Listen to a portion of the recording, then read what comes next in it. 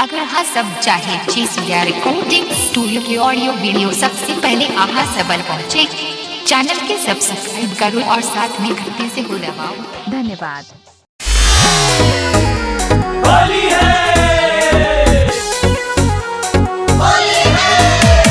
आप सुन रहे हैं युवा स्टार सिंगर शिवलाल बंसी को।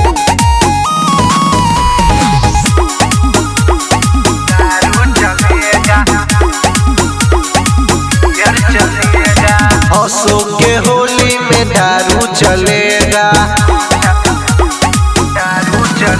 अरे अशोक के होली में दारू चलेगा, दारू चलेगा और मुर्गा कटेगा, मुर्गा कटेगा। अशोक के होली में दारू चलेगा, अशोक के होली में बियर चलेगा।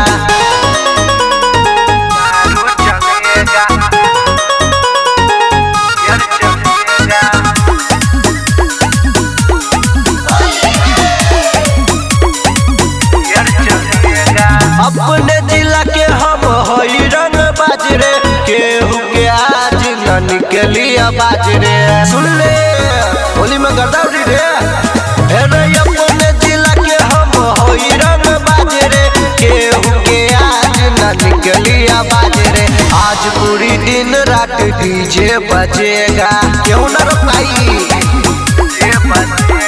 आज पूरी दिन रात डीजे बजेगा, डीजे बजेगा और कमर हिलेगा, कमर हिलेगा। अशोक के होली में दारू चलेगा, अशोक के होली में बियर चलेगा।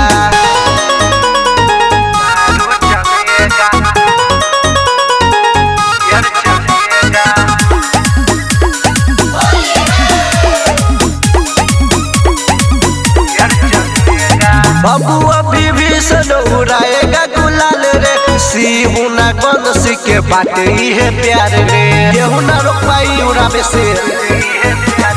राइटर जितेंद्र उड़ाएगा गुलाल रे, शिव ना गणेश के बाटे है प्यार रे। यूपी बिहार में नाम चलेगा, यूपी बिहार में नाम चलेगा, नाम चलेगा और सपना पूरेगा, सपना पूरेगा।